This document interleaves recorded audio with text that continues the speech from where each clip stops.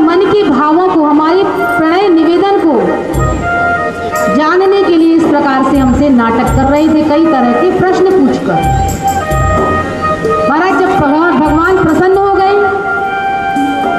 तो जितनी गोपियां थी उतने ही भगवान, उतने ही स्वरूपों में, उतने ही कन्हैया अलग अलग स्वरूपों में प्रकट हो गए। ऐसे लग रहे हैं जैसे मेघ मंडलों में दामिनी चमकती है। भगवान का नाम है घनश्याम, भगवान का मेघ का नाम भी घनश्याम होता है। तो इस प्रकार से सब गोपियों के बीच बीच में भगवान प्रकट हो गए। जितनी गोपियां थी उतने भगवान प्रकट हुए हैं और भगवान ने गोपियों के साथ नृत्य करना प्रारंभ किया। जब भगवान नृत्य करने लगे तो गोपियों को अभिमान हो गया। यहाँ भगवान कामदेव को चुनौती देते हैं, ये कामदेव, तुमने बड़े बड़े योगियों को अपने काम के प्रभाव में लिया। भगवान शंकर मोहित होकर के मोहिनी के पीछे भाग लिए काम के प्रभाव के कारण। तुमने ब्रह्मा को काम सरस्वती के पीछे लगा दिया, तुमने नारद को बंदर बना दिया, लेकिन अभी तक तुमने योगियों को ही भ्रमित किया है। आज मैं योगेश्वर कृष्ण तुमको चुनौती देता हूँ कि आज तुम मेरे मन को विचलित करके बता दो, मैं इतनी गोपियों के साथ में नृत्य कर रहा हूँ। तो महाराज तक तक करके तीर चला रहा है कामदेव और भगवान नृत्य कर रहे हैं गोपियों के साथ। उद्दीपन, उच्चाटन, वशीकरण, मोहन, स्तंभन, यह पांचों बाण चला दिए, लेकिन कोई भी प्रभाव भगवान पर नहीं हुआ।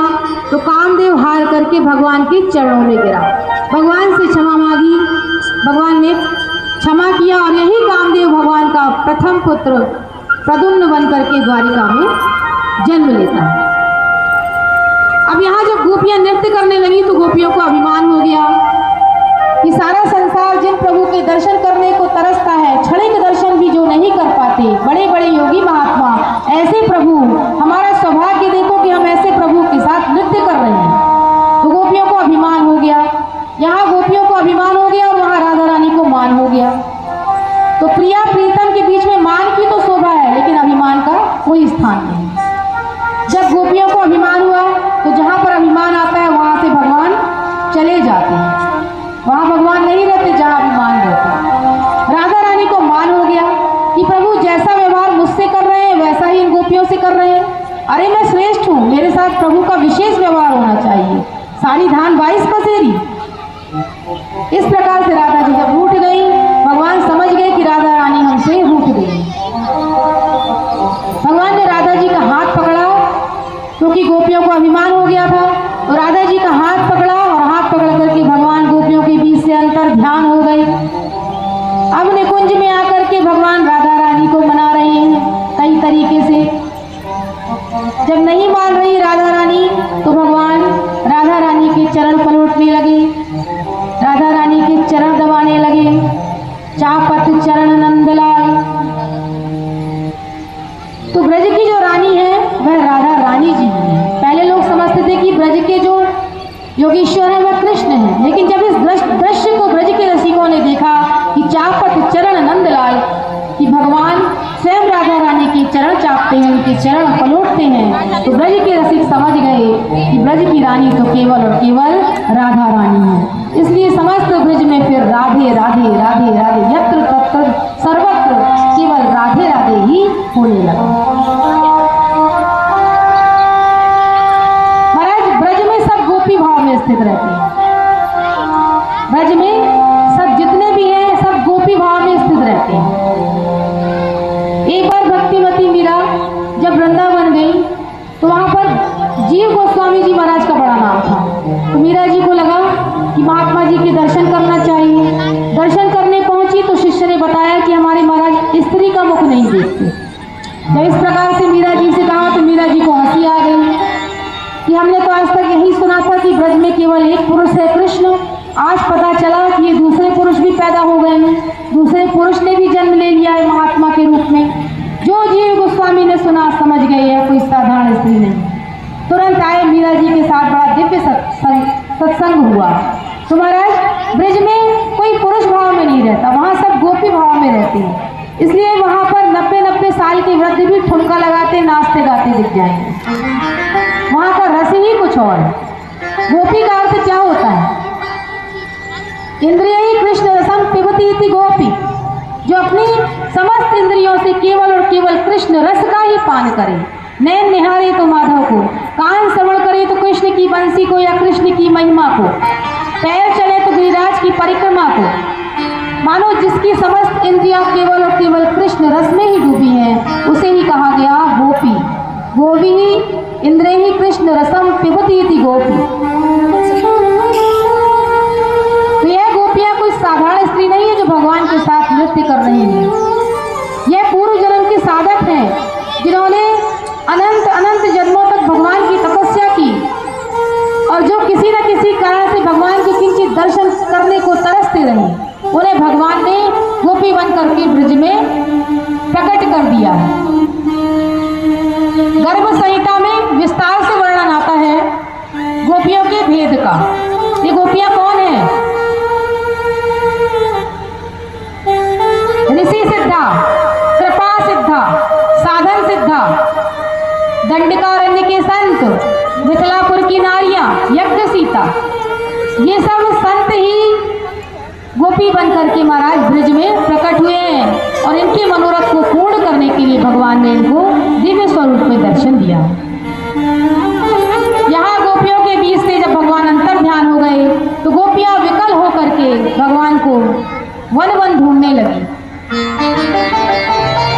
जिस प्रकार भगवान राम सीता जी के विरह में वन वन भटके,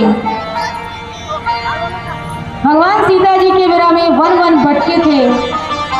हे खग मृग, हे खग मृग, हे मधुकर श्रेणी, तुम देखी सीता मृग नयनी। हे खग मृग, हे मधुकर श्रेणी,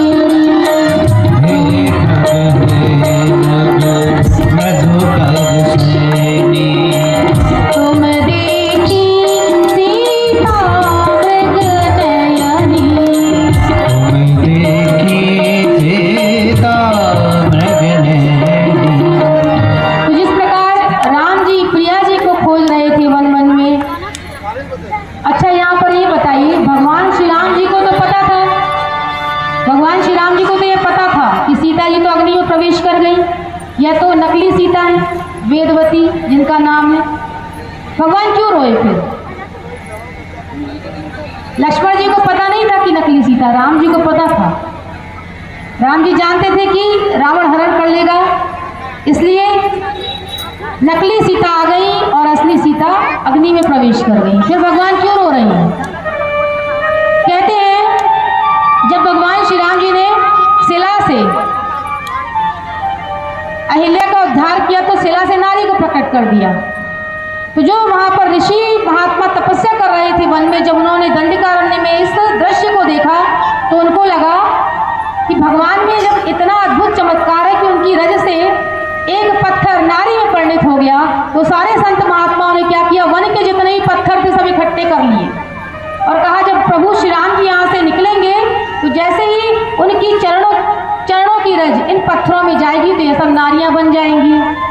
तो हमारा अभी विवाह नहीं हुआ है तो हम सब विवाह कर लेंगे नारियों से और गृहस्थ आश्रम में प्रवेश कर लेंगे। अब भगवान को यह बात पता चली तो भगवान को लगा कि अगर सारे ऋषि गृहस्थ आश्रम में प्रवेश कर लेंगे तो संन्यास आश्रम फिर शेष नहीं रह जाएगा, संन्यास आश्रम पर संकट आ जाएगा।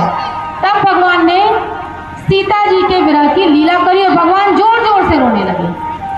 जब भगवान जोर जोर से रोने लगे तो ऋषियों ने पूछा क्यों रो रहे हो? बोले इनकी प्रिया जी खो गई हैं।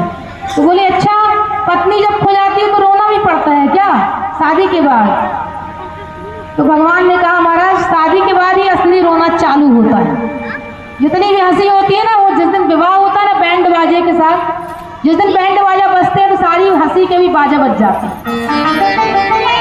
जब ये सुना कि विवाह के बाद रोना भी पड़ता है तो ऋषियों ने कहा कि जब रोना ही है तो भैया हमको नहीं गृहस्थ आश्रम में प्रवेश करना, हम तो ऐसे ही ठीक हैं। तो महाराज